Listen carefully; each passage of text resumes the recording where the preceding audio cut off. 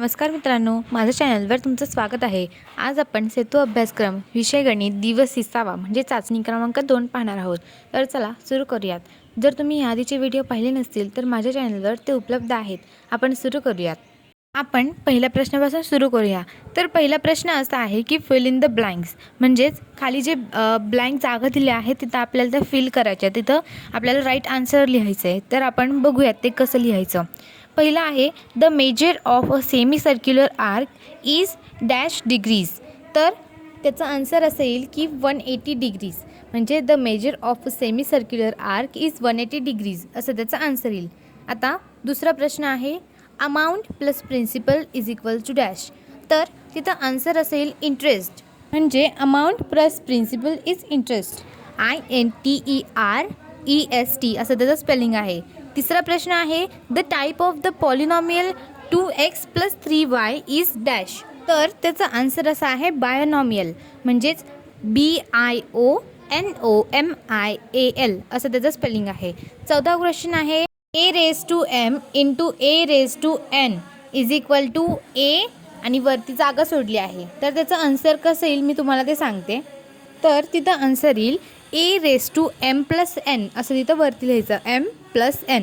तर पाचवा प्रश्न असा आहे की if you read 10 pages every day you will finish reading a book in 15 days. If you read 15 pages of the same book every day you will finish the book in 10 days. This is a example of dash proportion.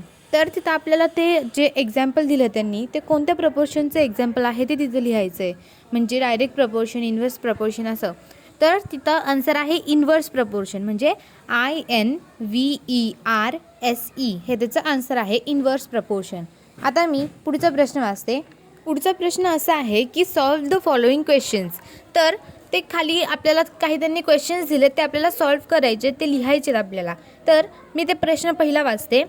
If 5 workers can weed a field in 12 days, so how many days will it take 6 workers to complete the same work?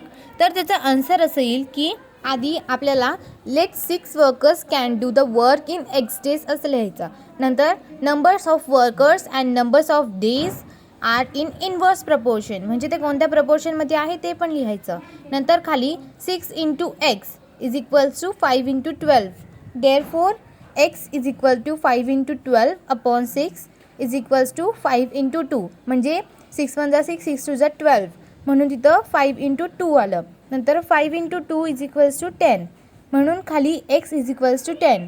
Therefore 6 workers can do the work in 10 days असं त्याचा answer येईल. आता मी पुढचा प्रश्न वाचते. पुढचा प्रश्न असा आहे की what will be the simple interest on ₹1700 at the rate of 10 PCPA for 2 years. तर त्याचं आन्सर असं येईल की आधी आपल्याला प्रिन्सिपल किती आहे, रेट, टाईम आणि इंटरेस्ट काय आहे ते तिथं लिहायचं आहे.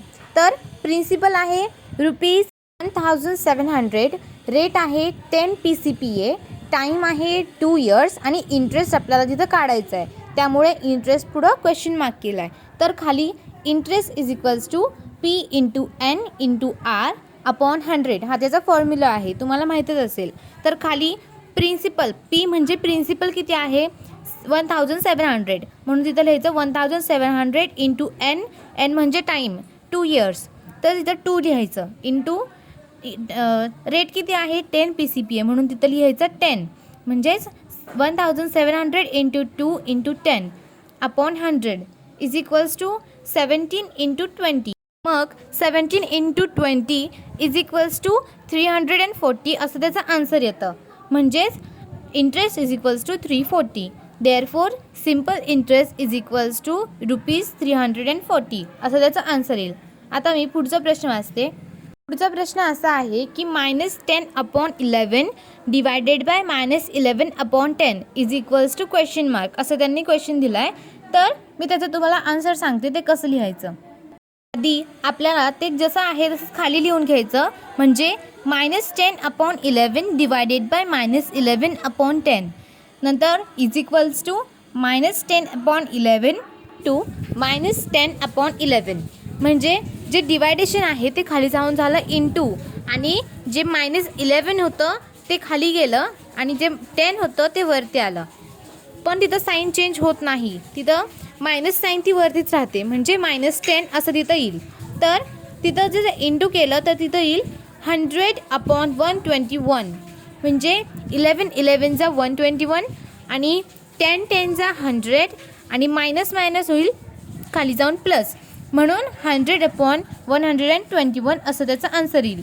आता मी पुढचा प्रश्न वाचते. तर पुढचा प्रश्न असा आहे की ॲड, म्हणजे त्यांनी जे पुढे दिलं आहे ते आपल्याला ॲड करायचं आहे. म्हणजे 13x³ - 12y², पुढं आहे 6x² - 8y² असं त्याचं त्यांनी तिथं दिलं आहे क्वेश्चन. तर त्याचं आन्सर असं येईल की आधी जो त्यांनी क्वेश्चन दिला आहे त्याला ब्रॅकेटमध्ये लिहायचं आहे. म्हणजे in bracket 13x³ - 12y² bracket complete plus in bracket 6x² - 8y² bracket complete असं आधी आपल्याला लिहून घ्यायचं आहे. नंतर इज इक्वल्स टू करून ते ब्रॅकेट तिथून काढून टाकायचं आहे. म्हणजे 13x³ - 12y² plus 6x² - 8y² असं तिथं लिहायचं आहे. नंतर is equals to 13x³ plus 6x² - 20y² minus 8y². Therefore 19x² minus 20y² हे त्याचा आन्सर येईल. म्हणजे 19x² minus 20y² हे त्याचं आन्सर झालं. नंतर फिफ्थ क्वेश्चन आहे in bracket -12 bracket complete raise to 7 divided by in bracket -12 bracket complete raise to 7 is equals to question mark. तर त्याचा आपल्याला इथं आन्सर लिहायचं आहे. तर त्याचा आन्सर असं येईल की आधी आपल्याला लिहायचं आहे a⁻m divided by a⁻n is equals to a⁻m - n असं लिहायचं आहे. नंतर खाली लिहायचं therefore in bracket -12 bracket complete raise to 7 divided by in bracket -12 bracket complete raise to 7 is equals to in bracket -12 bracket complete 7 - 7 असं तिथं येईल. नंतर is equals to in bracket -12 bracket complete raise to 0 म्हणजे 7 - 7 is equals to 0 आणि नंतर खाली आपल्याला घ्यायचं आहे 1 म्हणजेच therefore in bracket a⁻0 is equals to 1 bracket complete असं आपल्याला तिथं लिहायचं आहे. मित्रांनो, जर हा व्हिडिओ तुम्हाला आवडला असेल तर प्लीज लाईक करा. जे 8वीचे विद्यार्थी आहेत त्यांच्यापर्यंत हा व्हिडिओ नक्की पोहोचवा आणि जर माझ्या चॅनलला सबस्क्राईब केलं नसेल तर लगेच करा आणि बेल आयकनला क्लिक करायला विसरू नका, कारण माझे इथून पुढचे व्हिडिओज तुम्हाला मिळावेत म्हणून. धन्यवाद.